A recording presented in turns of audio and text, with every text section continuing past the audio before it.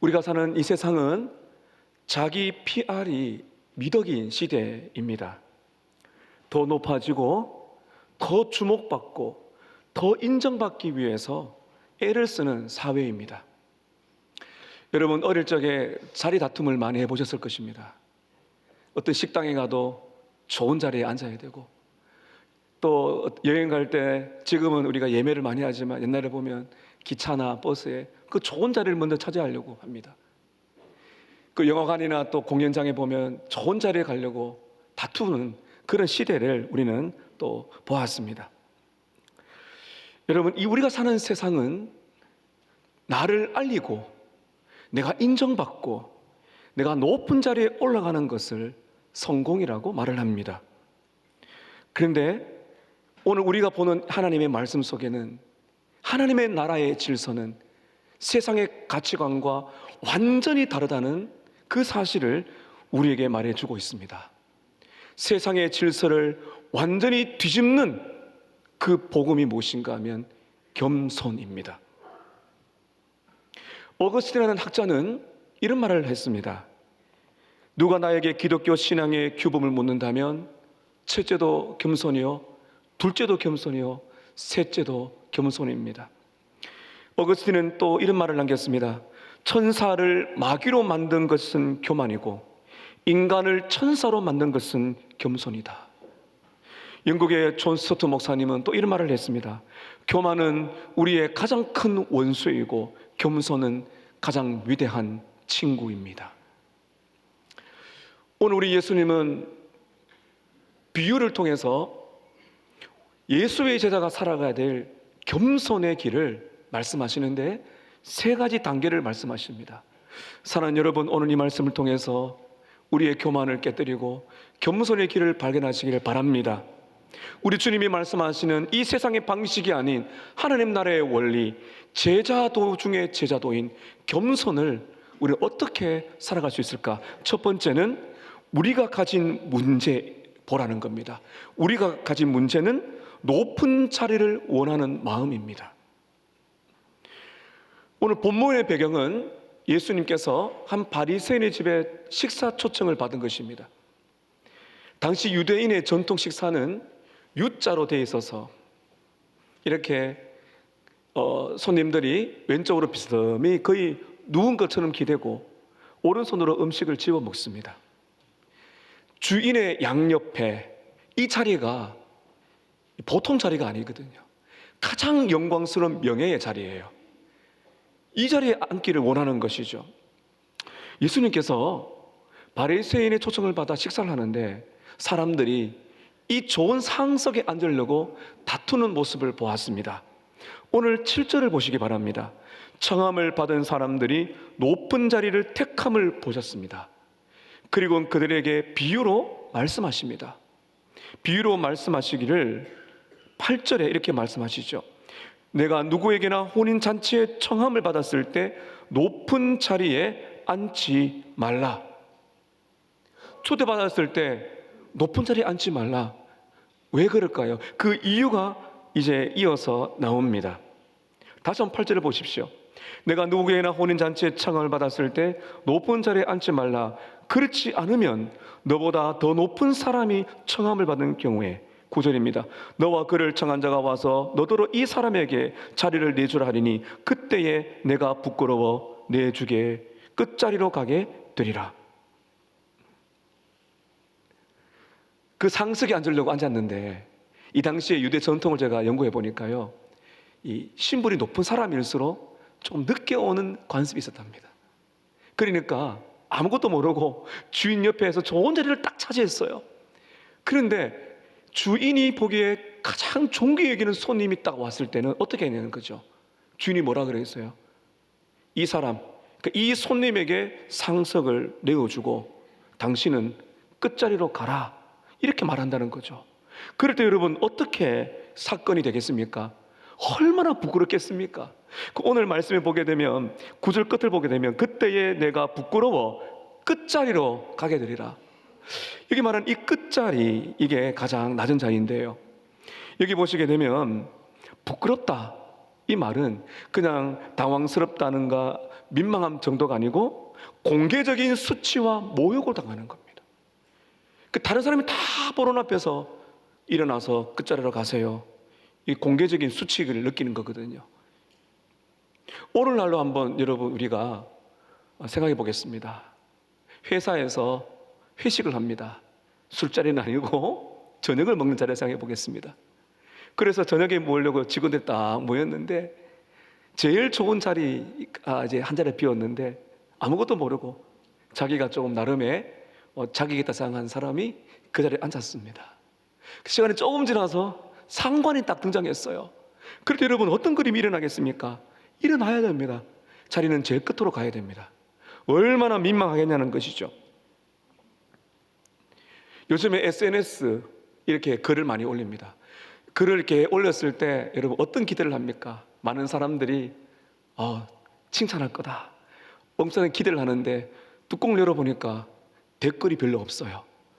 나랑 굉장히 친한 친구인데, 나보다 좀 못한 친구인데 글을 올렸는데 거기에는 뭐 좋아요 댓글이 수천 개가 올라와 있어요. 마음이 얼마나 불편한지 모르죠. 상태적인 박탈감을 느끼는 겁니다. 여러분, 우리는 사람들 앞에서 인정받지 못할 때 깊은 수치심, 박탈감을 느끼게 됩니다. 예수님은 우리 모두에게 내재는 이런 감정을 높아지고자 하는 마음이라고 오늘 말씀하십니다. 인간 안에 깊이 내재되어 있는 높아지고 싶은, 인정받고 싶은 이 욕구, 여러분 우리는 어떻습니까? 우리도 마찬가지 아니겠습니까? 나를 알아주세요, 내 능력을 좀 인정해 주세요 라고 말하고 싶을 때가 여러분 얼마나 많습니까? 성경은 이렇게 높아지려고 하는 이 마음을 단순하게 그렇게 말하지 않습니다. 이런 마음의 뿌리에 뭐가 있는가? 그것을 교만이라고 말합니다. 교만. 어떤 사람 보면 좀 거드름을 피우고 거만한 사람이 있지 않습니까? 그 사람들은 당연히 태도가 왜 그래요?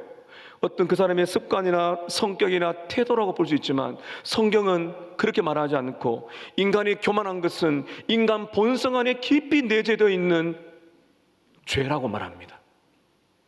이게 우리가 오늘 접근해야 될 부분이에요. 창세기 3장 5절에 보면 뱀이 하와를 유혹합니다. 하나님이 금지하신 열매를 딱 가지고 말하죠. 하나님 너희들 안 죽일 거야, 괜찮아. 근데 이 열매를 먹으면 하나님처럼 될 거야.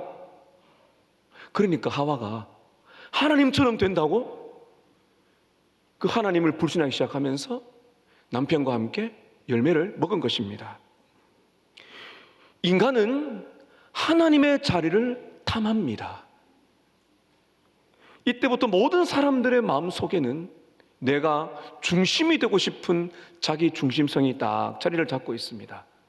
나라나 세계나 어떤 집단이나 어떤 가족 할 것 없이 항상 우리의 마음속에는 내가 중심이 되려는 욕망이 자리 잡고 있는 것입니다. 여러분, 교회도 이 교만이 드러나죠. 여러분, 굳은 일, 사람들이 잘 알아보지 못하는 일을 누가 하겠습니까? 하시는 분이 계시죠. 굉장히 귀하고 저는 참 고맙게 생각합니다. 여러분, 그런데 인지도를 생각하면요, 용서가 들으십시오. 어떤 직분을 잘 받으려면은 나를 좀 드러내야 되지 않겠습니까? 인지도가 올라가야 누가 나를 알아주지 않겠습니까? 누가 나를 알아주지 않으면 억울하고 주목받지 못하면 마음이 흔들리고 있어요. 이것이 교회 안에도 깊이 뿌리를 가지고 내리고 있는 거죠. 그리고 굳은 일, 알아주지 않는 일을 그렇게 열심히 하시는 분들이 계시지만 우리의 마음 근본에는 그렇게 하고 싶지 않는 교만이 있더라는 것입니다. 사랑하는 여러분, 진정한 겸손의 출발은요, 나를 낮추는 것이 아니라 진짜 겸손의 출발은 내 안의 교만을 직면하는 겁니다. 내가 교만한 사람이다, 내 안에 교만이 있다는 사실을 깨닫는 것이 진정한 겸손의 시작입니다. 오늘 말씀 두 번째는 예수님의 해결책입니다. 예수님의 해결책은 낮은 자리를 선택하라고 말씀하십니다. 10절을 보겠습니다. 청함을 받았을 때에 차라리 가서 끝자리에 앉으라. 끝자리에 앉으라고 말합니다.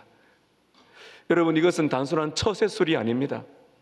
이거는 끝자리에 가라는 것은 단순한 처세술이 아니라 이것은 하나님 나라의 복음입니다. 눈에 띄지 않는 자리, 아무도 가고 싶지 않는 자리, 주목받지 않는 일. 그런데 놀라운 것은 그것이 예수님이 저와 여러분을 부르시는 부름의 자리라는 것입니다. 세상은 말을 합니다. 앞으로 나아가라, 너의 이름을 알려라, 주목을 받아라, 그렇게 말하지만 예수님은 끝자리로 가라고 말씀하십니다. 세상은 올라가라고 말하는데 예수님은 끝까지 내려가라고 말씀하시죠. 여러분, 예수님은 끝자리로 가라, 끝자리를 앉으라고 말씀하시면서 이렇게 말을 이어가십니다. 다시 한번 여러분 10절에 놀라운 변화가 있죠. 10절 다시 보겠습니다. 청함을 받았을 때에 차라리 가서 끝자리에 앉으라. 그러면 너를 청한 자가 와서 너더러 벗이어 올라 앉으라 하리라. 주인이 와서 뭐라 그러는 합니까? 친구여, 올라 앉으라, 올라와라라고 말한다는 거죠. 여러분, 이것은 단순한 자리의 이동이 아니에요. 이것은 하나님 나라의 위대한 반전인 것입니다. 반전. 요한계시록 19장 9절에 보면 새하늘과 새 땅, 예수님이 다시 오시게 될 때 그 완전한 하나님의 나라가 이제 보여지게 될 때 어린 양의 혼인 잔치 예식이 있어요. 그때 하나님께서는 진실로 살아간 주의 택한 백성들을 상석에 앉혀서 그들을 존귀하게 여길 것이다. 여러분, 우리가 이 땅에서 낮아지면 우리 주님이 기억하시고 높이시는 날이 있는 줄로 믿습니다. 여기서 그런데 여러분, 우리가 질문이 생깁니다. 내가 낮은 자리를 택했는데 아무도 나를 알아주지 않으면 어떡하죠? 내가 열심히 기쁨으로 섬겼는데 도리어 무시를 당하고 오해를 받으면 어떡합니까? 끝자리에 간다는 것이 결국 손해가 아닙니까? 여러분, 남들의 눈에 띄지 않는 거 열심히 한들 누가 알아주나요? 솔직히 우리는 이렇게 말하고 싶을 때가 있지 않습니까? 나를 무시하지 마세요. 내가 이런 일을 하려고 교회에 온 게 아닙니다 라고 말할 수 있습니다. 존 파이퍼 목사님은 이 부분에서 좀 더 실제적으로 이렇게 말을 합니다. 만일 당신이 가장 높은 곳에 앉았는데 아무도 당신을 앞쪽으로 초대하지 않는다면, 만일 이 세상에서 당신의 명성이 하나님이 보시는 것과 달리 사람들 가운데서 항상 나쁘게 취급을 받는다면, 만일 당신이 계속 모함을 받는다면 사도 바울의 말처럼 이 세상에서 도살할 양처럼 취급받고 이 세상의 쓰레기처럼 되고 만물의 찌꺼기처럼 여겨진다면 어떻게 하겠습니까? 참 어려운 질문이고 답하기 더 어렵죠? 이때 여러분, 우리는 오늘 말씀을 통해서 진짜 겸손이 뭔지를 봐야 되는 겁니다. 여러분, 진짜 겸손은 사람이 나를 높여주는 것이 목적이 아니고 하나님이 나를 아신다는 사실 하나만으로도 충분하다, 이걸 믿게 될 때 우리가 이 어려운 세상을 거슬러서 겸손의 길을 갈 수가 있는 것입니다. 우리 예수님이 그렇게 사셨습니다. 예수님은 가장 높으신 분입니다. 그냥 높으신 분이 아니고 그분은 삼위일체 2위이신 성자 하나님이십니다. 그분이 하늘 영광 버리시고 이 땅에 오셨습니다. 하나님이 사람이 되셔서 여인의 몸속으로 들어가셨습니다. 그리고는 말구유에 태어나셨습니다. 여러분, 말구유는요, 말밥통입니다. 오물찌꺼기, 거기에 헝겊을 급하게 싸서 누인 하나님의 아들. 무명의 사람으로 사셨고 목수의 아들로 사셨습니다.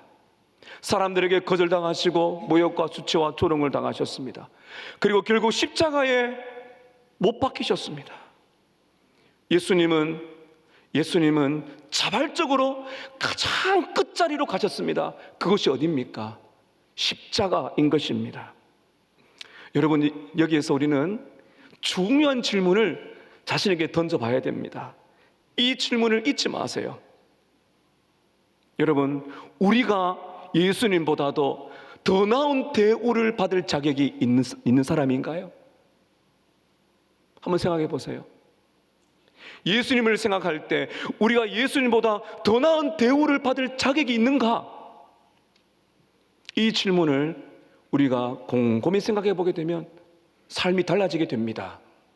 어떤 사람이 굉장히 유명한 신학자를 찾아갔습니다. 엄청난 많은 저서를 쓴 성취를 이룬 신학자입니다. 물었답니다. 박사님, 당신은 엄청난 업적을 쌓았는데 어떻게 그렇게 겸손을 유지할 수가 있습니까? 라고 물었습니다. 이때 이 박사님의 대답이, 제가 글을 보니까요, 점잖게 화를 내며 이렇게 말을 했답니다. 도대체 누가 십자가 곁에서 거만하게 설 수가 있습니까? 여러분, 예수님의 십자가를 생각하면 우리는 거만할 수 없죠. 교만할 수 없는 겁니다. 왜냐하면 그 십자가 앞에서는 어느 누구도 올라갈 수가 없기 때문입니다. 그 십자가의 자리는 모든 것을 내려놓고 엎드려야 되는 자리이기 때문입니다. 여러분, 그렇지만 저와 여러분들 얼마나 겸손한지 모르죠. 저도 마찬가지입니다. 그래서 우리는 교만을 깨뜨리고 겸손의 삶을 살고 겸손해지려면요, 성령 하나님의 도우심을 받아야 됩니다. 이게 성령 충만을 받아야 됩니다. 성령님 도와주세요. 성령 충만을 구할 때 그 성령께서는 우리의 눈을 열어서 가장 높은 자리가 아닌 십자가를 보게 해 주십니다. 성령님의 도움을 받으면 우리의 진짜 모습인 교만을 보게 해주십니다. 성령님이 도와주시면 한 걸음 더 나아가서 우리 마음속에 열망을 주시는데, 예수님처럼 살고 싶은 그 겸손을 담고 싶은 열망을 우리 마음속에 부어주게 되는 것입니다. 놀라운 것은 기꺼이 낮은 자리로 겸손하게 삶을 살고자 만들어 주신다는 것입니다. 오늘 마지막 세 번째는 하나님의 약속입니다. 하나님의 약속은 때가 되면 높여주신다는 겁니다. 한번 따라 하실까요? 때가 되면 높여주신다.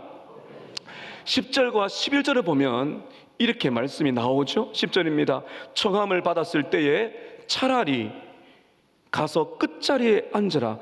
그러면 너를 청한 자가 와서 너더러 벗으여 올라 앉으라 하리니 그때에야 함께 앉은 모든 사람에게 무엇이 있겠다고요?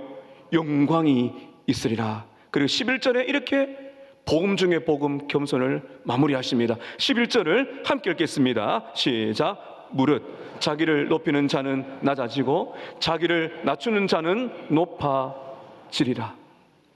여러분, 이것은 단순한 삶의 공식이 아닙니다. 말씀을 잘 들어보세요. 누가 우리를 높이시나요? 내가 나를 높이는 것이 아니고요. 누가 나를 높이시죠? 하나님이십니다. 언제 높이십니까? 하나님의 때가 있다는 겁니다.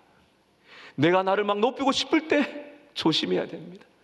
베드로전서 5장 5절부터 6절까지 보면 우리 하나님께서 이렇게 말씀하십니다. 앞에 말씀이 있는데 큰 소리를 같이 한번 읽겠습니다. 시작. 하나님은 교만한 자를 대적하시되 겸손한 자들에게는 은혜를 주시느니라. 그러므로 하나님의 능하신 손 아래서 겸손하라. 때가 되면 너희를 높이시리라. 때가 되면 내가 높이는 것이 아니라 하나님이 나를 높일 때가 있다. 여러분, 그런데 우리는 스스로 참 낮아지기가 힘들어요. 그 성경에 보면 하나님께서 사람들을 낮추시는 그 일들이 굉장히 반복이 됩니다. 여러분, 요셉을 보세요. 요셉의 형들에게 팔려 인신매매를 당하여 노예가 되었습니다. 애굽이라는 다른 나라의 노예로 팔렸습니다. 그도 모자라 억울한 누명을 쓰고 감옥에 들어갔습니다. 그러나 하나님의 때가 되었을 때 하나님은 그를 애굽의 총리로 세우셨습니다. 여러분, 다윗을 보세요. 들판에 무명의 막내 목동 양을 치는 그 사람, 아무도 알아주지 않았지만은 하나님의 부르심을 받아서 그는 이스라엘의 왕이 된 것입니다. 다니엘은 어떻습니까? 청년 다니엘이 포로로 끌려갔지만은 하나님은 그를 바벨론과 페르시아 제국의 총리로 세우셨습니다. 하나님은 낮추시고 때가 되면 높이십니다. 여러분, 놀랍게도 스스로 가장 낮은 자리로 자발적으로 내려오신 분이 계십니다. 우리 예수님. 빌립보서 2장 6절에서 11절에 보면 바울이 이렇게 말을 하죠. 하나님은, 예수님은 근본 하나님과의 본체시나 하나님과 동등됨을 취할 것으로 여기지 아니하시고 자기를 비워 종의 형체를 가지시고 사람들과 같이 되셨고 죽기까지 복종하셨으니 십자가에 죽으심이라. 하늘 영광에서 가장 낮은 자리로 우리 예수님이 우리를 구원하기 위하여 가장 낮은 자리로 기꺼이 내려오신 것입니다. 빌립보서 2장 6절 이하의 쭉 말씀 읽어보면 어떻게 말씀 변합니까? 십자가의 죽으심이라고 끝나지 않아요. 하나님이 예수님을 지극히 높여서 모든 사람들의 무릎을 꿇게 하시고 그들의 입에서 예수님을 주님이시라고 고백하게 만드셨다. 이게 복음인 겁니다. 여러분, 우리는 교만을 없애고 겸손을, 낮아지는 훈련을 해야 됩니다. 여러분, 어떤 훈련을 해야 될까요? 낮추는 것은 우리의 책임이고 높이는 것은 하나님의 일입니다. 영광은 내가 쟁취하는 것이 아니라 영광은 하나님이 겸손한 자에게 주시는 은혜의 선물입니다. 하나님은 지금도 보이지 않는 곳에서 묵묵하게 섬기는 자들을 기억하십니다. 이 땅에서 몰라져도 괜찮습니다. 인정 못 받아도 괜찮습니다. 정말 우리가 기대하는 것은 그날에, 우리 주님이 다시 오실 그날에 주님이 우리의 손을 잡고 말씀하실 겁니다. 친구여, 올라오라. 오늘 잔치 비유에 말하잖아요. Friend, 친구여, 올라앉으라. 이 말을 듣는 것이 복음입니다. 사랑하는 여러분, 이번 한 주간 한번 세 가지를 여러분 실천해 보시기를 바랍니다. 저와 여러분이 겸손을 훈련하기 위해서 세 가지를 실천해 보면 좋겠어요. 첫 번째는 보이지 않는 섬김을 실천하십시오. 아무도 보지 않는 곳에, 사람들이 주목하지 않는 곳에, 사람들이 잘 하려고 하지 않는 일을 여러분의 사랑하는 공간에서 실천해 보십시오. 화장실 청소입니까? 쓰레기를 비우는 일입니까? 교회에서, 가정에서 내가 왜 일을 해야 되지? 아니라 하나님 앞에서 한 가지만 여러분 보이지 않는 섬김을 하시기를 바랍니다. 그 낮은 자리에 예수님이 계십니다. 두 번째 실천 사항은요, 여러분 비판을 들을 때 즉시 방어하지 말고 겸손하게 기도하세요. 다시 말씀드립니다. 우리가 비판을 들을 때 즉시 방어하지 말고 겸손히 듣고 기도하세요. 주님, 제 안에서 고칠 것이 없나요? 여러분, 수많은 비판 속에서도 진리의 한 조각은 있습니다. 겸손히 들으면 내 안의 문제를 보게 됩니다. 우리는 그것만 보면 돼요. 주님, 제가 지금 비판받고 있는데 제가 고쳐야 될 부분이 무엇입니까? 그것을 알게 해주십시오. 기도하는 겁니다. 그리고 오늘 내가 높아지려고 했는가, 낮아지려고 했는가, 겸손히 돌아보면서 기도할 때 여러분, 우리는 겸손의 삶을 살 수가 있는 겁니다. 세 번째, 감사하세요. 감사하세요. 여러분, 부당한 대우를 받으십니까? 낮은 자리에서 비천하게 여겨지십니까? 그럴 때 여러분 질문하세요. 하나님, 제가 누구이길래 이 과분한 은혜를 받고 있습니까? 우리 예수님도 비천한 자리에 가셨는데, 아니 저는 그만큼은 아니잖아요. 오늘 저는 과분한 은혜를 받고 있습니다. 제가 누구이길래 이 강단에서 말씀을 전하고 있나요? 교만한 죄인이죠. 과분한 은혜를 받고 있는 거죠. 사랑하는 여러분, 하나님의 나라에서는 끝자리가 시작입니다. 예수님의 제자는 겸손한 사람입니다. 놀라운 것은 끝자리에 갈 때 진짜 예수님을 만날 수 있습니다. 그리고 그 끝자리에서 저와 여러분을 위해서 준비된 영광이 기다리고 있습니다. 이게 복음인 겁니다. 여러분, 우리는 의무가 아닌 기쁨으로, 내 힘이 아닌 성령의 도우심을 받아서 높아지려고 하는 마음이 아닌 예수님처럼 겸손한 열망을 가지기 위해서 오늘 또 겸손한 은혜를 받으시기를 축복합니다. 저와 여러분 안에 이기적이고 자기 중심적인 마음이 다 있습니다. 우리 모두가 회개하고 나아갈 때 사랑하는 여러분, 그 끝자리에서 우리를 기다리시는 예수님이 계시고 그곳에서 가장 영광스러운 음성, 가장 영광스러운 자리, 끝자리가 가장 영광스러운 자리에서 예수님의 음성이 들릴 것입니다. 친구여, 올라오라. 이 복음, 이 겸손의 영광을 예수님을 닮아 함께 걸어가시는 저와 여러분 되시기를 예수님의 이름으로 축복합니다. 네, 기도하겠습니다.